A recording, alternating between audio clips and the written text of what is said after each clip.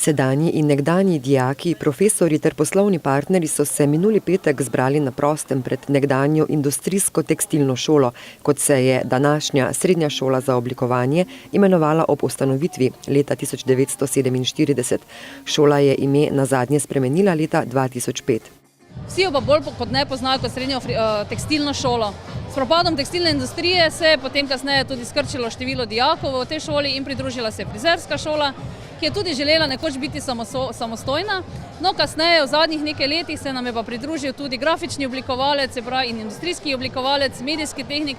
Bolj kot ne bom rekla poklici, ki so že nekako zelo povezani s sodobno tehnologijo. Mi smo kot strokovna šola in poklicna šola zelo odvisni od naših delodajalcev in od poslovnih partnerjev. Z veseljem in s ponosom pa lahko povem, da je med njimi izredno dosti takšnih, ki so bili nekoč naši bivši dijaki. Za frizerja sem se odločil, ker mislim, da je to najlepši poklic na svetu. Torej, jaz sem imel to srečo, da so me učili ljudje, ki so res imeli znanje, od katerih sem se lahko veliko naučil. Na zaključnem dogodku, ki je bil prava paša za oči, so se ob glasbenem in gledališkem programu predstavili dijaki s svojimi stvaritvami, animiranimi filmi, videi, intervjuji, fotografijami, oblačili, ličili in seveda s pričeskami. Stroka, novitete, trendi. Tukaj imam album, ki so ga izdelali dijaki 3. razreda medijski tehnik. Gre za album, na kateri so komadi različnih zvrsti od rocka do metala, do popa, do hausa, tudi cerkvena glasba je not. Zelo me zanima snemanje in režija, pa tudi fotografiranje me je zelo ljubo. Ja, od 2. letnika naprej je kar zanimivo. Prva dva sta bolj tak, ampak ko prijete 3. pa je zelo zanimivo in gre naprej. Tu okrog pa imaš tudi dosti frizerk, ne bi prestopil v smer na frizersko?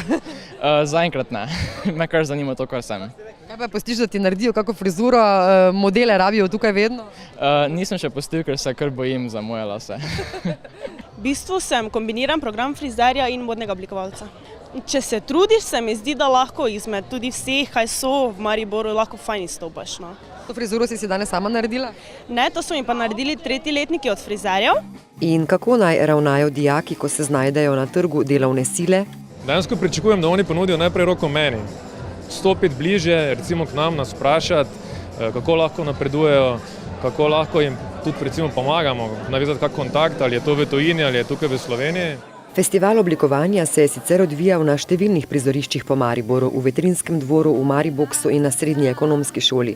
V Art Kitu in Centralni postaji pa je do 2. junija še na ogled razstava del grafičnih oblikovalcev in oblikovalcev uporabnih predmetov ter modnih kreatorjev.